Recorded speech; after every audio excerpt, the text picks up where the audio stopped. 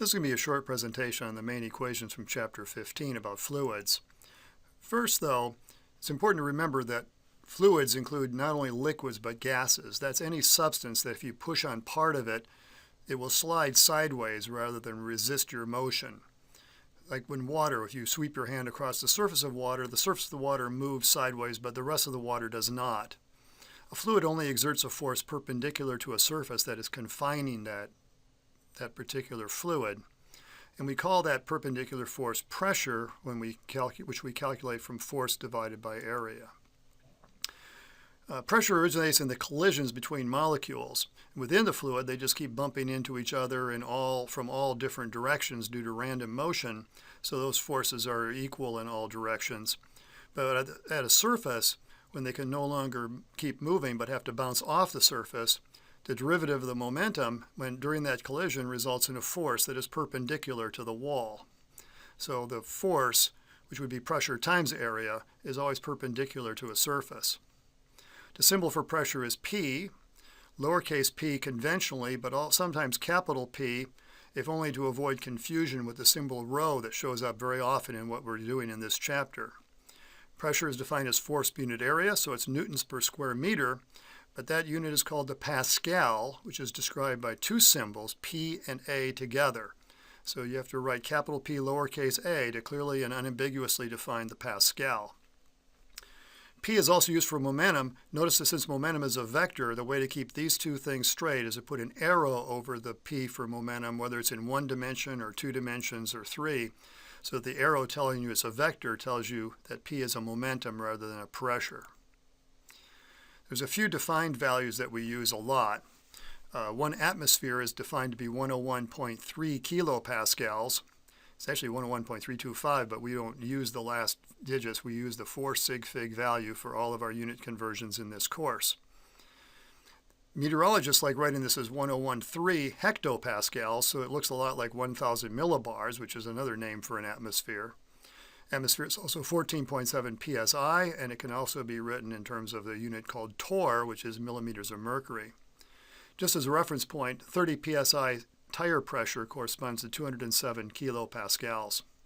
So the K, kilopascal, is a common unit. We very rarely use the very tiny units of pascals in this course. Pressure is all of the weight of a fluid. Atmospheric pressure is due to the weight of the atmosphere.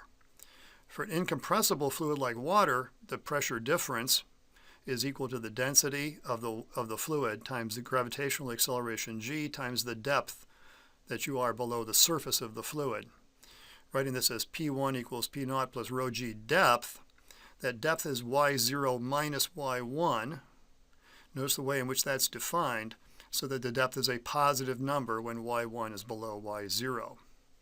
The symbol rho is a standard symbol for density, for mass density in particular, and the density of water is 1,000 kilograms per cubic meter, that is 1 ton per cubic meter. The reason you have to have a greater pressure is because the pressure from below has to hold up that little block of fluid that's shown in this diagram from figure 15.3 in the textbook. That extra pressure is simply due to the weight of the extra fluid above you. It's also the case that the larger pressure on the bottom provides the buoyant force on an object. As this picture shows, the force on the bottom of the object is bigger than the forces on the top, and when they sum up, they add up to the buoyant force that holds the object up. That buoyant force is equal to the density of the fluid, not the object, density of the fluid times the acceleration of gravity times the volume of the fluid displaced by the object. That would be the volume of the object if it's submerged, but just the displaced volume if it's floating. Again, density of water is 1,000 kilograms per cubic meter, and because water is effectively incompressible, its density doesn't change with depth, so we don't have to worry about any details like that. We just use rho as a constant. For air, the density of air changes with altitude in the atmosphere, so air, a compressible fluid like air, is completely different in terms of how its buoyant force is calculated. Fluid statics is based on an observation first made by ancient Greek that an incompressible fluid can transfer pressure and therefore force from one place to another. The observation that is called Pascal's law is that it's the pressure that's the same everywhere in a stationary fluid, at least everywhere at the same depth, And that leads to a formula where the pressure, which is force per unit area, means that force at place 1 over area 1 is equal to the force at place 2 over area 2. And in classic hydraulic systems, this gives a mechanical advantage. That's like a lever. A larger area results in a larger force. In this illustration from the textbook, which I've added some information on here, force F1 applied to that small area A1, whose area would be pi d squared over 4, results in a pressure at that point. That pressure is the same everywhere in that fluid that's colored pink.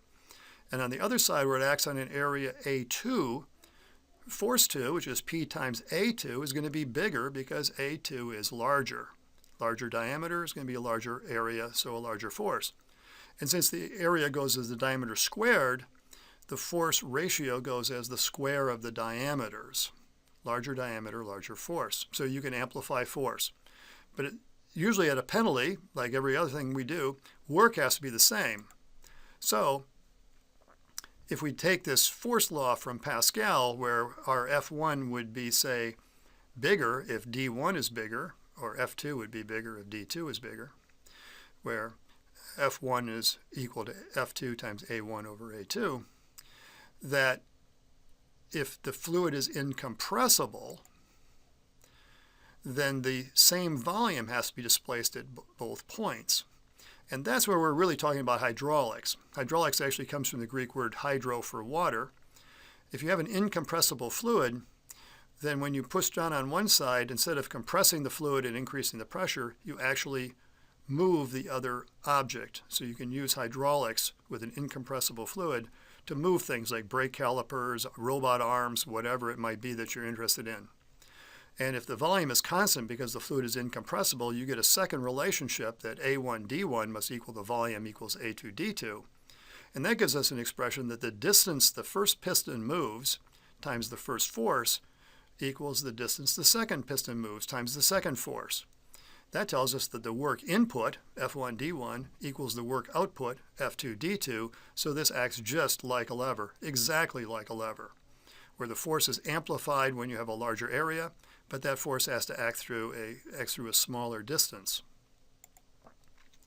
Fluid dynamics is based on Bernoulli's equation, which you see written out here, plus the continuity equation specialized to the case when you've got an incompressible fluid. We'll see this detail in a few moments.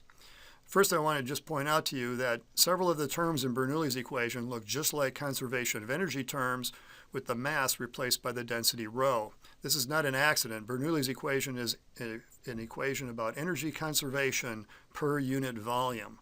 So it ends up having a number of terms that are very familiar to us, and it's used in the same way that we've used things before. The conditions here, first of all, require steady flow. Irrotational means there's no rotation, no turbulence in the fluid. Under those conditions, we can define a flow tube where the fluid speed is the same at any particular point within some small region of the fluid. This is called a flow tube because it's sort of, you can follow the streamlines of the fluid from one point to another, and they define a little sort of conserved region there where the fluid is flowing. But if the fluid is compressible, the density might change. What's conserved is the mass. So density times the volume, that is density at 1 times the volume per second. That's what A1V1 is. Volume per second times the density is a mass per second. So the mass per second flowing into the region must equal the mass per second flowing out of the region. If the fluid's not compressible, we can do a little bit more. For our ideal fluid that we talk about here, which is inviscid, has no viscosity, and is incompressible, if it's incompressible, that means the density cancels out of the continuity equation. It's just going to be A1V1 equals A2V2, which you saw in that first graph that I put up. No viscosity gets rid of another problem. Laminar flow, which is shown on page 257 of the textbook, means that the velocity profile is not constant all the way across a pipe. But if you have no viscosity, you won't have that problem. The fluid won't have any friction with the surface. It flows completely freely, and you can say that A1 V1 is equal to A2 V2 across the entire area of the pipe or hose. And again, you don't have to break it up into little flow tubes, each of which has the same velocity because the velocity profile is completely flat. Finally, that incompressible aspect of an ideal fluid means the volume is constant. And in particular, no energy goes into compressing the fluid, just as no energy goes into producing turbulence. That aspect is really important because this equation is about energy conservation. Bernoulli's equation can be applied to water if we're careful. We have to be in a case where we can ignore the problems caused by laminar flow. But it's only an approximation for a gas like air. It really only applies at subsonic speeds where there's no shock waves forming, that is where the fluid is actually being compressed during the process.